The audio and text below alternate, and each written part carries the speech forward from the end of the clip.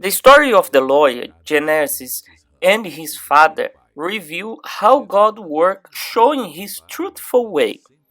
His father, a modest man, hard-working man, was victim of a robbery, and in a shooting, he got shot once. Tiro o acertou. That moment, there was a red, and it was born a grudge against God. And I would ask, and even accusing God, why? Why have you done this to my father? At the hospital in a coma, the worst news was still to get there. The doctors said that they need to turn off the machines. And nobody had the courage to sign because there must be signed. So I had that responsibility. Once again, accusing God because I cannot count on you, I'm gonna decide by myself. That's exactly like that. I asked the doctor a week to think about it. I didn't know what to do because in deciding the life of other people, strangers, it's easier, but it's your mother, it's your father. It's very hard. It was the life of my father. I got the bus right there in that street near to the bridge, and a man started to talk to me and say, "What is happening? Is everything okay?" So I start to talk to this man everything that happened to us, everything that my father has to turn off the machines, he was going to die, and this man was listening to me calmly and cold, and he said to me, "I know a place that can help you. I'm gonna take you to a witch doctor, and he's gonna guide you what you have to do." So I said, okay. So brought me straight there to the house of the witch doctor, and I came down. I don't know if it was how was he who came to me at the time, but didn't allow me to enter. And I told what was happening. He said, "I'm gonna help you. I will help you. Buy a bull. We're gonna sacrifice this bull. You're gonna take part of the sacrifice, and we're gonna offer the kidneys of this bull." So I left the witch doctor house determined to get this money. So when I take care of cars, I went to sell vegetables. I did many things. I even sold ice cream, chocolate, and I got the money. In that week, I got all the money. When I got all this money, on a Thursday, I already had that money to buy the bull. So the agreed was to be there on a Saturday, and on Thursday I already had the money. Decided to sacrifice to the spirit, he did not imagine that there was another way to be presented to him. I see very important the existence of the evangelist. Very, very important. Because I got to a house of a friend and his mother was an evangelist.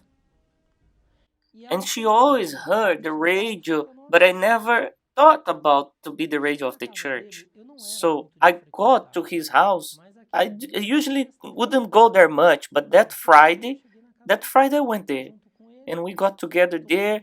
We had a lunch, and his mother looked at me and said, "Son, let's go to the church." And I didn't tell her anything. I didn't bring any information about what was happening to my father because our family they were not of a much relationship. So I was like without a way to say no. So I said, "Okay, we'll Eu go." vou, eu vou. When I came to the church, I took that money because I was afraid to lose that money. Not that somebody from my house was going to take, but I was afraid to lose that money. I had so much zeal about that amount. I said, "I'm going to the church, I'm going to bring the money together." So we arrived in the meeting, and the pastor was preaching, and he was saying, "My life over there." He never saw me. He never saw me. And he was saying, "You who were with a family member in a hospital, you who are going to sacrifice to the devil, you who are going to sacrifice to a demon, you who are going to do like this, sacrifice here. on the altar to the living God, and I make sure He's gonna answer you. And that prayer, I made a very rough prayer, and I said many rubbish, but I told God, I don't know you. I don't even know who you are. I don't even like you. But if this man is saying there, I'm gonna put this money on this altar. If nothing happened, as long as I live, I'm gonna talk bad about the church. I'm gonna call you a thief. To God, I'm talking to God that you were a thief, you were a deceiver. But I am a man to give my word. As long as I live, if you take my father from the hospital, I'm gonna serve you. I'm gonna serve you. It was very rough, very rough. I took that sacrifice and put on the altar with a revolt, with an anger, as if there was somebody. And on Saturday, the time of visiting my father, I was climbing the stairs and shaking and saying, it'll be the last time I'll see my father. And I went up. When I was passing by, it was very hard because Meu pai estava sentado my father was sitting down at the bed and saying to me, "Where have you been? I'm hungry." And there my father couldn't understand anything. I follow my knees and start to cry. It was very strong. When this happened, I remember just one thing. I heard the voice of God saying, "We have a covenant." There, I heard and I said, "We have a covenant." So there, I find out that God existed. I find out that God is true. And He was doing what the doctor could not do. He did that no man on earth could do. Because my father was almost dead. So there started a new journey. I used not to speak bad about the church because I didn't know. But the awakening of my faith started there. With the pastors of the Universal Church. There I start to understand that I could not just have that spirit of a victim. Because all that I've learned of faith, I learned in the Universal Church. From that moment, I never took my feet out of the church. I go through many wars, many battles, but I never gave up. So not long after I got baptized, not much later, I received the Holy Spirit. And then eu não tinha mais dúvida de there was no nada. more doubts about anything. When I received the Holy Spirit, it's a moment we surrender entirely.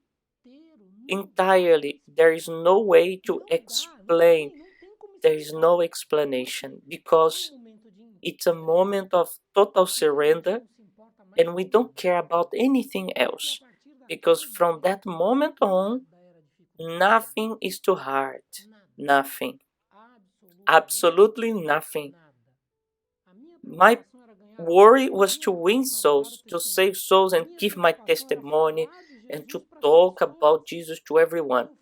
I went to make a degree of a doctor in Argentina, and you know what I went to do there? I went to talk about Jesus.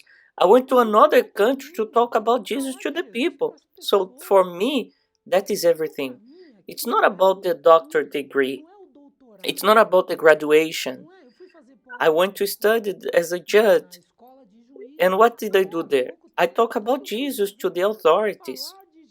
So everything changed. My daughter is studying the university. She's on the 5th year studying medicine in Argentina, a very successful area.